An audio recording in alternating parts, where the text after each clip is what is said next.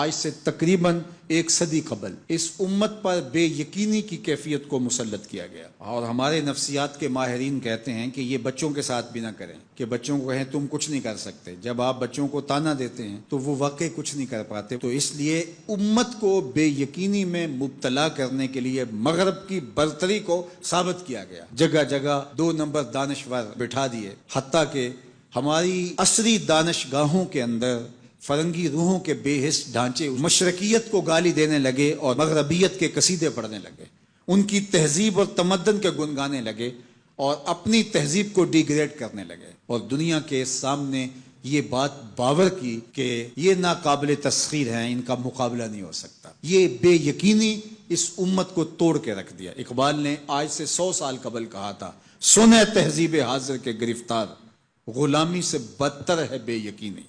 اور اس امت کی نشأت کو، اس امت کی نہضت کو روکا گیا کہ نہیں تم مقابلہ نہیں کر پاؤ گے، اور یہ ماضی کے اندر بھی ہوتا رہا۔ قوم موسیٰ نے کہا تھا ہم تو مقابلہ کر نہیں سکتے، موت سے بدتر زندگی تھی، اور یہ بالکل ہتھیار پھینک چکے تھے۔ پھر حضرت موسیٰ آئے اور ان کو کھڑا کیا، ہمت دلائی، دریائے نیل کے کنارے آئے تو پھر اڑ کے کھڑے ہو گئے۔ چونکہ 12 قبیلے تھے تو کہنے لگے کہ ہم ایک ہی راستے سے نہیں گزریں گے، دشمن پیچھے چڑھا ہوا ہے اور یہ قوم اڑ کے کھڑی ہو گئی ہے دریا نیل کے کنارے کہ نہیں ہم ایک سوراخ سے نہیں گزریں گے، ہمارے قبیلے الگ الگ ہیں، لہٰذا ہمارے لیے الگ الگ راستے بناؤ۔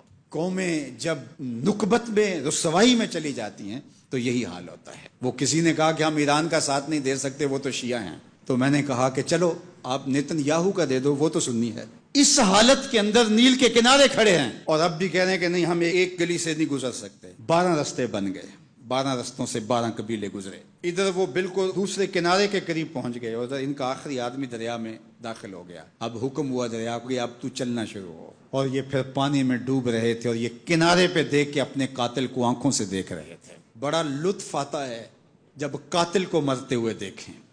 آج کل بڑا مزہ آ رہا ہے، آج کل بہت خوشی ہو رہی ہے۔ یہ آج ہی مجھے کسی نے بھیجا کہ اسرائیل کے وزیر ثقافت نے ایک ہاسپٹل پہ کوئی میزائل لگا ہے اور اس کی کوئی دیوار گر گئی ہے، تو اس نے کہا کہ یہ انسانیت تو نہیں ہے۔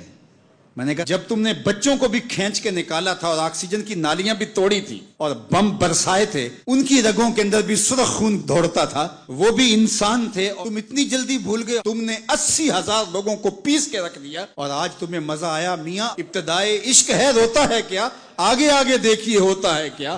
ابھی تو لطف آئے گا، ابھی تو تمہیں پتہ چلے گا کہ درد کیا ہوتا ہے۔ ابھی 1-2 ماہ قبل آئرن ڈوم کی کہانیاں یہ دانشور ہمیں سنا رہے تھے۔ وہ کہتے تھے وہاں چڑیا بھی اندر نہیں جا سکتی، لیکن پھر دنیا نے میزائل جاتے دیکھے، کیسا خوف زدہ کیا ہوا تھا۔ نہیں ناقابل تسخیر ہے، اس کا مقابلہ نہیں ہو سکتا۔ وہ آسمان سے اترے ہیں، کیوں ان کا مقابلہ نہیں ہو سکتا؟ خدا چاہے تو ممولے سے شہباز کو لڑا دے، وہ تو ابابیلوں سے ہاتھی مروا دیتا ہے۔ تو اللہ جل شانہ کمزور نہیں ہوا، اس کی خفیہ تدبیریں ابھی ختم نہیں ہوئیں اور کبھی ختم نہیں ہوں گی۔ تم ایک چال چل رہے ہو اور وہ تمہیں چال میں پھنسا رہا ہے۔ میرے اللہ نے اس امت کے تنے نازک کے اندر زندگی کی لہریں پیدا کر دی ہیں اور ایک تموج پیدا ہو گیا ہے۔ اگرچہ آج بھی وہ فلسفہ، آج وہ دانشوری کا جعلی غلغلہ موجود ہے، آج بھی مایوسی کے نعرے لگائے جا رہے ہیں۔ 4 دن کی کہانی ہے، اس کے بعد آپ کو ایران کھنڈر بنا دکھائی دے گا، بن جائے کھنڈر،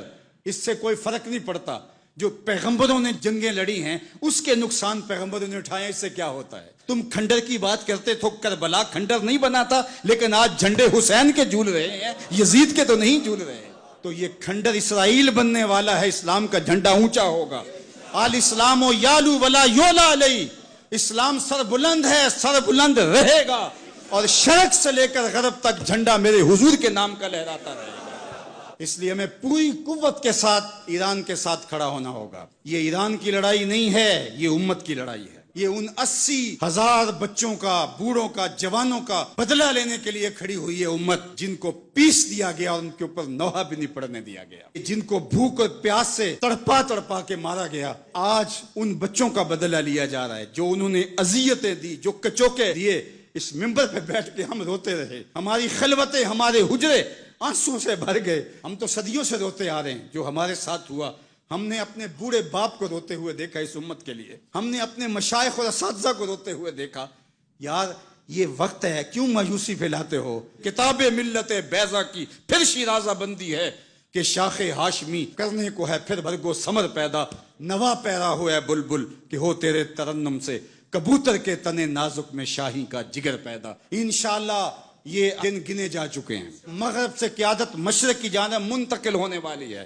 آپ چائنا کے صدر کا بیان پڑھیے، بصیرت اور حکمت سے بھرا ہوا وہ بیان تھا جس نے سینہ ٹھنڈا کر دیا۔ دنیا کی نظروں میں سب کچھ ہے، بس ایک آواز اٹھنی ہے اور دنیا کی نئی صف بندی ہوگی اور مغرب سے مشرق کی جانب قیادت منتقل ہو رہی ہے انشاءاللہ، اور وہ وقت دور بھی نہیں ہے کہ انشاءاللہ اسلام کا جھنڈا پوری دنیا کے اوپر لہرائے گا اور مسلمان سر بلند ہوں گے۔ اور یہ بات ہم عرض کرنا چاہتے ہیں، پوری دنیا بھی اسرائیل کو مان لے، پاکستان کبھی تسلیم نہیں کرے گا انشاءاللہ۔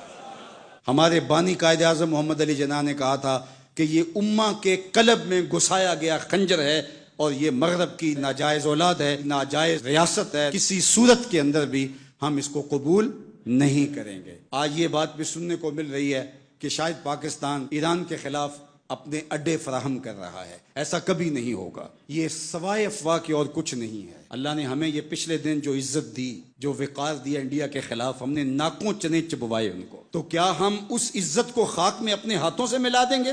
ہم اتنے گرے ہوئے ہیں کہ اپنے ہمسائے ملک کے مقابلے کے اندر ہم اڈے فراہم کر دیں گے؟ کیا ہماری غیرت اتنی بھی نہیں ہے؟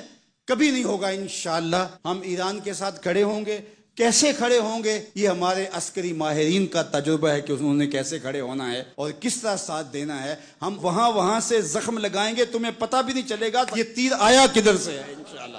تم چیخو گے لیکن تمہیں پتہ نہیں چل سکے گا کہ یہ پہنچا کیسے ہے، کس راستے آیا ہے۔ انشاءاللہ اب تمہارے رونے چیخنے کا دور شروع ہوا اور انشاءاللہ بیت المقدس ان قریب ایسے مرحلے میں پہنچے گا کہ ہم یہاں کہہ رہے ہوں گے کہ ہم بیت المقدس کے راستے مدینے جا رہے ہیں۔ انشاءاللہ بیت المقدس آزاد ہوگا اور ہم ایسے حج عمرے کریں گے کہ اللہ کے ایک گھر سے احرام باندھیں گے اور دوسرے گھر میں جا کے عمرہ کر کے اور حج کر کے کھولیں گے انشاءاللہ العزیز۔ وہ وقت جلد یا بدیر آنے والا ہے، چونکہ الحق کو یالو ولا یولا الیہ، حق ہی سر بلند ہوگا، جلد یا بدیر اسلام نے ہی غالب آنا ہے اور انشاءاللہ وہ آ کے رہے گا۔